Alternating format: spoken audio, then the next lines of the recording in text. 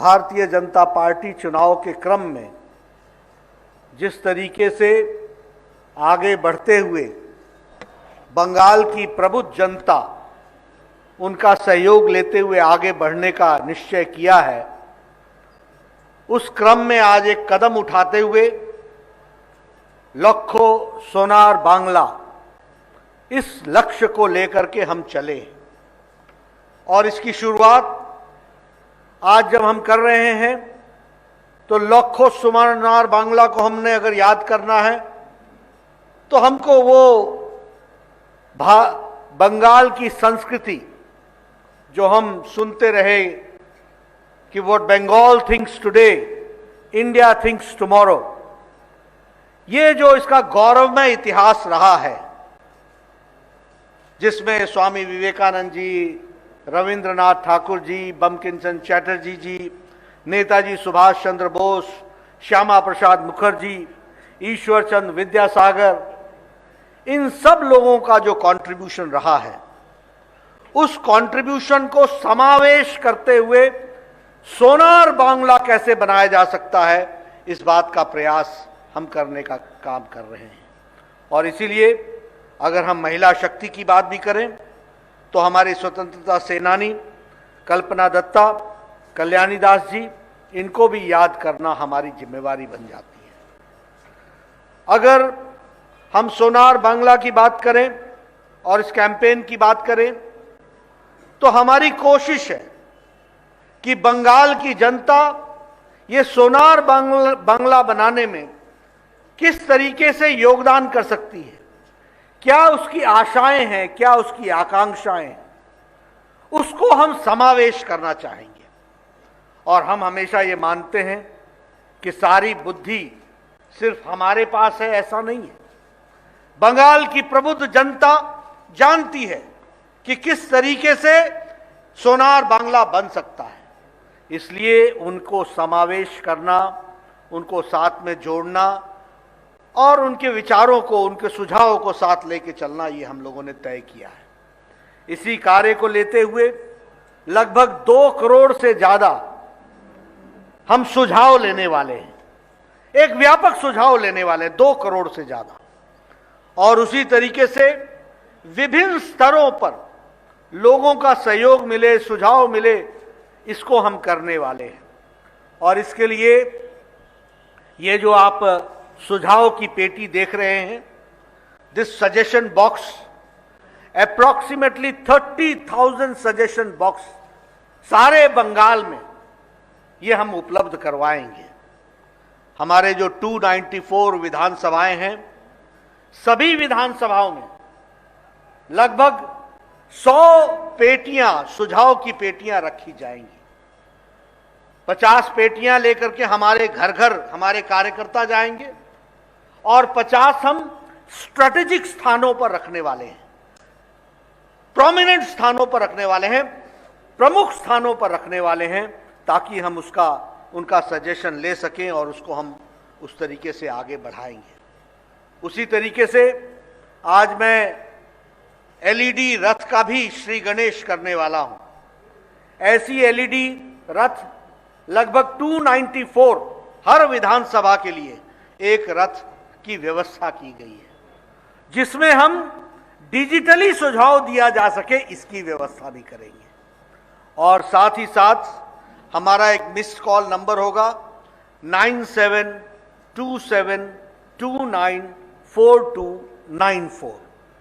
ये इस मोबाइल पर हम मिस्ड कॉल करके हम सजेशन अपने दे सकते हैं। यही नंबर व्हाट्सएप के तरीके से इस्तेमाल हो सकता है और हम व्हाट्सएप संदेश दे सकते हैं, तो कि हमारे को लोगों का सुझाव मिल सके। और इसी तरीके से www.lokosonarbangla.com, इसमें हम अपना सुझाव दे सकते हैं। इस तरीके की डिजिटली व्यवस्था भी हम लोगों ने की है। मित्रों, ये कैंपेन 3 मार्च से लेकर के 20 मार्च तक हर विधानसभा में यह कवर करेगा और हमारी सुझाव की पेटियां ये 3 मार्च से 20 मार्च को और 20 मार्च को हम इसको पूरा करने वाले हैं। जिस बात को प्रधानमंत्री जी ने कहा, असोल परिवर्तन, उस असोल परिवर्तन के लिए सोनार बांग्ला का सपना कैसे पूरा किया जा सकता है, इसको हम प्रयासरत रहेंगे। यही नहीं, जब हम असोल परिवर्तन की बात करते हैं तो आयुष्मान भारत को हम लागू करेंगे और 4,67 lakh people who are entitled to be covered under Ayushman Bharat and getting a facility of 5 lakh rupees health cover every year, इसकी भी हम व्यवस्था करेंगे।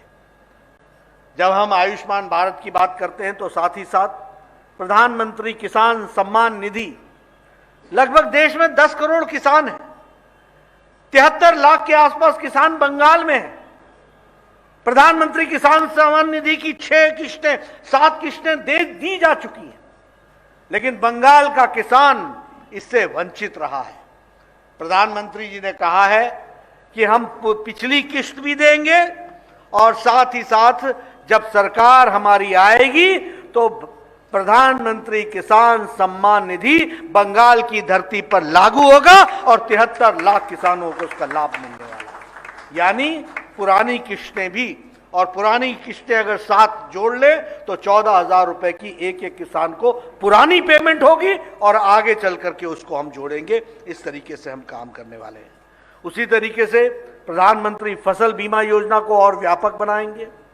उसी तरीके से 7th पे कमीशन को, यहां 7th पे कमीशन को लागू करेंगे ताकि हमारे एम्प्लॉय भाई जो उससे वंचित रह गए हैं वो 7th पे कमीशन का भी लाभ उठा सकें। और बंगाल में एक नई संस्कृति हम देने वाले हैं, no cut money, no cut money, भ्रष्टाचार मुक्त विकास युक्त बंगाल हम देने वाले हैं। और उसी तरीके से रेफ्यूजी वेलफेयर के स्कीम्स को हम लॉन्च करेंगे। विशेष करके मतवा समाज और नमो शूद्र हमारे जो समाज है उनके लिए हम हेल्थ के लिए पुश देंगे, एजुकेशन के लिए पुश देंगे, ग्रेजुएट और पोस्ट ग्रेजुएट के लिए हम स्कॉलरशिप्स की व्यवस्था करेंगे। और इसी तरीके से बंगाल जो हमेशा एक अच्छे विचारों के लिए जाना गया है, दुर्भाग्य से यहां नक्सलिज्म भी पनपा। उस नक्सलिज्म को समाप्त करने के लिए हर प्रयास को हम पूरा करेंगे, यह भी हम आपको बताना चाहते हैं। बंगाल जो आज भ्रष्टाचार की दृष्टि से हम सबके सामने कई तरह की चर्चाएं आई हैं, उसको हम भ्रष्टाचार मुक्त रखेंगे और उस भ्रष्टाचार मुक्त का हम वातावरण बनाएंगे। उसी तरीके से ये जो इल्लीगल कोल माइनिंग हो रही है इसको भी हम रोकेंगे। इसी तरीके से ये सिंडिकेट संस्कृति को भी हम रोकेंगे और उसी तरीके से हम ग्लोबल मार्केट में लोकल प्रोडक्ट को पहुंचाने का प्रयास करेंगे। ग्लोबल मार्केट में लोकल प्रोडक्ट पहुंचे। बंगाल का अपना हुनर जिसको हम आजादी के पहले से जानते थे, आज वो सारे का सारा हुनर उसको कुंठित कर दिया गया, उसको रोक दिया गया, उसको समाप्त करने की कोशिश की गई है। हम उस बंगाल के हुनर को फिर से वापस स्थापित करेंगे और ग्लोबल मार्केट प्रोड्यूस की व्यवस्था करेंगे फॉर लोकल प्रोडक्ट्स, इसको भी हम ध्यान में रखेंगे। मित्रों, जहां तक बंगाल के कल्चर का सवाल है, we are all emotionally involve. Bengal का कल्चर एक संस्कृति जिसने देश दुनिया को एक नई ताजी हवा दी। जब मैं विवेकानंद जी की बात करता हूं, जब मैं रविंद्रनाथ ठाकुर जी की बात करता हूं, जब मैं बंकिम चंद्र चटर्जी की बात करता हूं, जब मैं ईश्वर चंद्र विद्यासागर जी की बात करता हूं, ये सब लोग ऐसे थे, श्यामा प्रसाद मुखर्जी की बात करता हूं, ये सब ऐसे थे जिन्होंने बंगाल की धरती से जरूर जन्म लिया हो, लेकिन उन्होंने देश को दिशा दी, संस्कृति को दिशा दी, दुनिया को दिशा दी। ये हमको समझना चाहिए और इसलिए उस कल्चर को हम स्थापित करने का प्रयास करेंगे। मैं आज जब अच्छी अच्छी बातें कर रहा हूं तो मैं राजनीतिक बातें करके वातावरण दूषित नहीं करूंगा, लेकिन अगले भाषणों में मैं बताऊंगा। जब मैं परिवर्तन यात्रा की समाप्ति पर जाऊंगा तो मैं वहां चर्चा करूंगा कि ये संस्कृति थी बंगाल की और उस संस्कृति को कहां ला करके खड़ा कर दिया, आज किस मोड़ पर ला करके खड़ा कर दिया। मित्रों, इसको रिवाइव करना हमारी जिम्मेवारी है। The pride of Bengal has to come back, that Sonar Bengal has to come back, that Bengal which led the country that has to come back. और उसके लिए हम प्रयासरत होंगे, ये हम आपको जरूर कहना चाहते हैं। उसी तरीके से अगर हम बात करें किसानों की, आज ये धरती, यहाँ की जो जो जो इसकी उर्वरकता है, जो इसकी कैपेसिटी है, उसका उपयोग नहीं हो रहा है। जितनी धरती हमारी एलुवियल है, उतना ही इसकी यील्ड होनी चाहिए, वो यील्ड नहीं हो रही है। जितना इसका इरिगेटेड लैंड होना चाहिए, वो नहीं है। और जो किसानों को इसकी कीमत मिलनी चाहिए, वो नहीं मिल रही है। मित्रों, क्रॉप का सही दाम मिल सके किसानों को, इसके लिए हम प्रयासरत रहेंगे और यह हमारी कोशिश रहेगी कि हम इसको प्रयास करें। जब मैं आपसे सुझाव मांगता हूं तो मैं किन बातों के लिए सुझाव मांगता हूं? आपसे मैं सुझाव मांगता हूं कि यहां पर आर्थिक जगत में पुश कैसे दिया जा सके।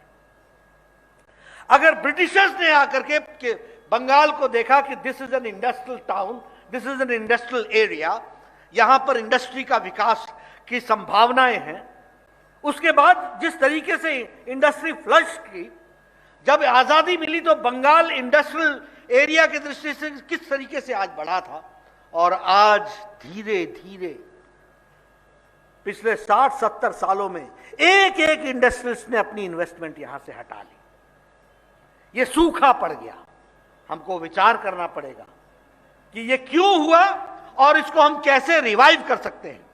और प्रधानमंत्री मोदी जी इस बात के लिए कटिबद्ध हैं कि पश्चिम अगर विकसित हुआ है तो पूर्व को भी पूरा विकास करना है और मुख्य धारा में शामिल करना है। इस बात के लिए हम कटिबद्ध हैं। इसलिए हम कैसे इंडस्ट्रियल पुश दे सकते हैं, कैसे हम एग्रीकल्चर पुश दे सकते हैं, कैसे हम इकोनॉमिक पुश दे सकते हैं, और कैसे हम स्वास्थ्य के दृष्टि से, मुझे दुख होता है, मैं स्वास्थ्य मंत्री था, यहां डेंगू फैला, हमको डेंगू की रिपोर्टिंग ही नहीं दे रही थी सरकार। यहां लोग डेंगू से जाने गंवा रहे थे। मैं स्वास्थ्य मंत्री की दृष्टि से ममता जी से पूछता था, give me the reporting of dengue. वो डॉक्टरों को धमकी देती थी कि यहां से कोई रिपोर्टिंग नहीं होनी, और हमारे को रिपोर्टिंग नहीं हो रही। आप बताओ, national centre for disease control हमारे पास, आप बताओ कि हर तरीके से डिजीज को कंट्रोल करने की व्यवस्था हमारे पास। मैं टीम भेजना चाहती हूं, मैंने टीम भेजी थी, अभी कोरोना में भी टीम भेजी थी, आपने उनको गेस्ट हाउस से बाहर नहीं निकलने दिया। यह बंगाल की जनता के साथ अन्याय। ये हेल्थ को पुश देने की जरूरत है। आप बताइए, कोरोना में यहां पर टीम आई थी कि नहीं आई थी? सेंट्रल टीम आई थी कि नहीं आई थी? आप बताइए, डेंगू के लिए यहां टीम हमने भेजी थी कि नहीं भेजी थी? आपने उनको एक तरीके से कैद कर दिया रेस्ट हाउस में और सर्किट हाउस में, और वो भी सेंट्रल गवर्नमेंट के सर्किट हाउस में, सेंट्रल गवर्नमेंट के जो संस्थान है उनके गेस्ट हाउसेस में, और कहा आप आराम करो और जाओ वापस।